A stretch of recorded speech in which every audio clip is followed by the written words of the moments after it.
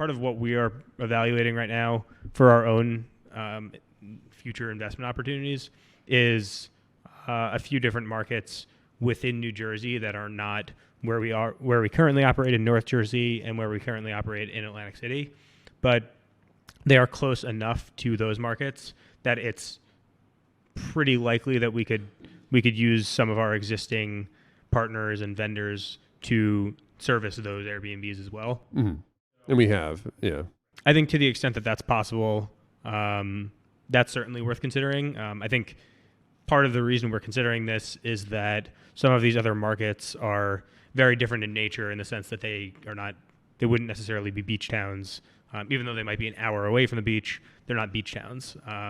They might be a little bit more attractive in different seasons than what Atlantic City would be. Yeah, and I think that your point is not one to be understated, because as operators of Airbnbs, I've become acutely aware of how important it is to have the right personnel. We both have become acutely aware of how important it is to have the right people that are servicing them. And that ranges from property managers to cleaners to handymen, plumbers, electricians, whatever. I think part of our secret sauce in Atlantic City is that because we've been operating there, A, for a while, and B, at a bigger scale, we now have a roster of people that at least we know what to expect from them. Some are great, maybe some are less great. But rebuilding that in a different municipality, I think or an area is tough. I mean, what would come to my mind is almost finding like the golden goose, right? Like finding one person, maybe a manager, or maybe a company, maybe whatever, that already has all these connections, just saying like, hey, let me just kind of piggyback on those connections. And that's tough, because some of the markets I think that we're looking at are not necessarily really mature STR markets like AC is to some extent. So, building that infrastructure from the ground up, trying to find the right people. Some of these more remote areas, maybe there just aren't, that many skilled electricians that live in this town. And, maybe they live half an hour away or an hour away. Maybe the nearest Home Depot is an hour away. I mean, that impacts a lot the practicalities of, doing renovations there or maybe operating it there. So I think that's a pretty significant point. Yeah. I think that also serves as a good segue into a little bit more of the operation side. So I have a few things written down, a few like subheadings, I guess, of some of the main operating concerns. For the purposes of our model, that tends to be broken down into construction-related personnel and then operations-related personnel for once the property is online. We've done a number of episodes on construction and managing the construction process, but suffice it to say, there is a significant hurdle to, as John just alluded to, finding at least competent enough, responsive enough, trustworthy enough individuals to carry out each aspect of a renovation. And the bigger project you're taking on, the more different types of subcontractors, vendors you're going to need to make the project a success. Mm-hmm. And the entire process is quite sequential. So even having one or two bad apples will spoil the bunch, because until your framer is done, your plumber, electrician, and HVAC contractor can't get started on their work. So if you have a bad plumber, that's going to hold up those guys, which is going to hold up every single phase thereafter of the project. Yeah. So there's certainly a big hurdle to that. And for that reason, I don't know if this has been intentional or not, but I think to the extent that you and I have been looking at opportunities in other markets, we haven't really been looking at major renovations like what we're doing in Atlantic City. That's true. Yeah. I think the idea of building that infrastructure to enable us to do renovations is daunting. I think what we would do is, if we were entering a market, we would have to almost buy a couple of turnkey ready type properties, build up at least our management kind of operational on the ground infrastructure to be comfortable thinking like, let's kind of branch out a little bit, because there is some blending, right? You find like a handyman, and then maybe the handyman is a little bit more than a handyman. Maybe he can do some framing. Maybe he knows a plumber, maybe he knows an electrician, kind of, expand it that way. But yeah, the idea of doing a major renovation in somewhere 2 hours from here outstate New York is like, Oh, I thought you just threw me a wink after you said a little bit more than a handyman. I never thought of the word handyman in that way.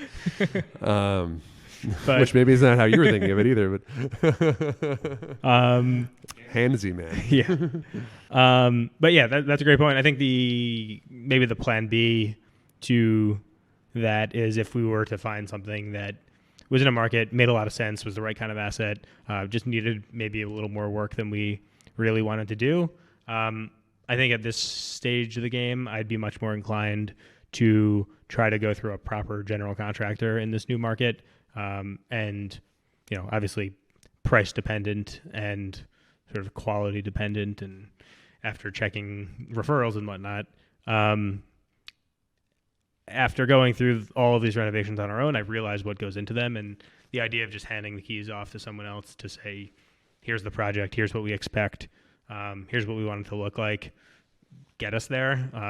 That certainly has some appeal, even if it carries with it a little bit of cost. Yeah, it does have appeal. Although my mind immediately goes to, well, how do we vet to make sure that they're that person? I think we've both been in situations. I think you more so than me have been in situations where we have a bad general contractor. Just, well, we don't have to go into that, but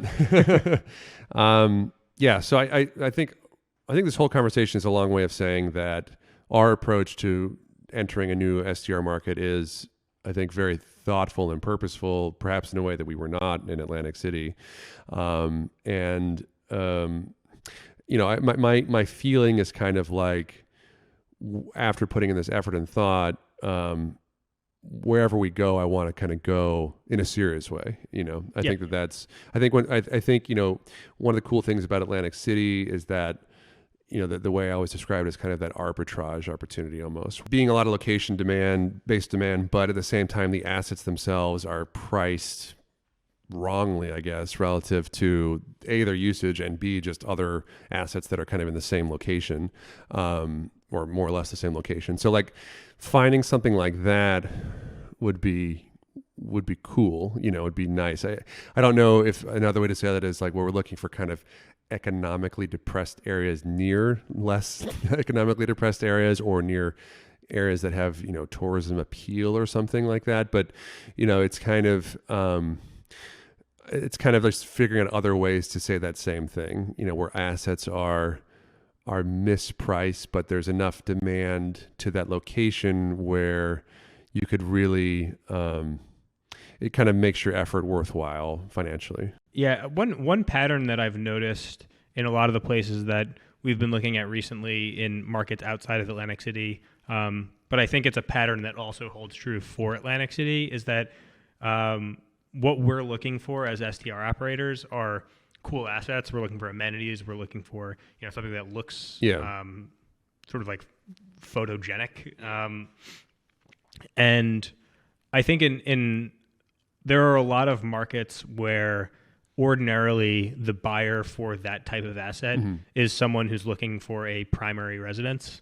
And I think in a lot of the areas where we're looking, the market for those primary home or personal residence home buyers, that was the worst way to describe that type of person, but that subset of buyers is not that's not a deep pool in a lot of these markets we're looking at, but that doesn't necessarily negate their value as short-term rentals.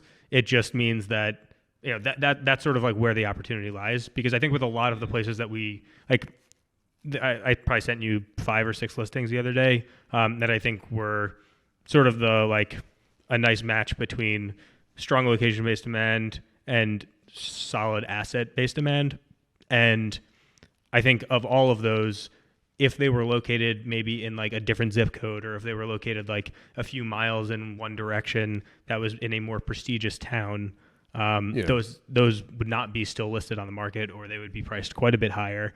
But because of where they were, and because buyers who would otherwise be looking for that type of property are not looking for that type of property in that specific area, I think there are a lot of opportunities out there for us to come in and buy those things. Right. I think another way of saying it is that primary home owners drive prices up, right? So, if you're looking at a place where it's just not appealing to someone to live there full time, or maybe even, as a vacation home, that's going to have a negative, that's going to be better for us because prices are going to be lower. Yeah. And I think a lot of the listings that we saw, it was probably a case where somebody bought the property, renovated it years ago, over improved it for the area, but was willing to justify it because they themselves were living there. Right. Now they're struggling with what the exit. Well, for us, this episode is the beginning of a conversation that we're going to have probably over the next couple of weeks or months. But that's one of our goals of this year, is trying to expand to new markets in whatever way we can. And so I'm excited about where the fruits of that will come. And we'll do a follow-up episode, I'm sure, in a couple months, where we've maybe done some of this actual work, looking at actual places and found some places where we want to explore. I think it's been a fruitful discussion. Don't forget to visit us at brickxbrickrealestate.com for free content to help you along your real estate journey and to follow along on our projects.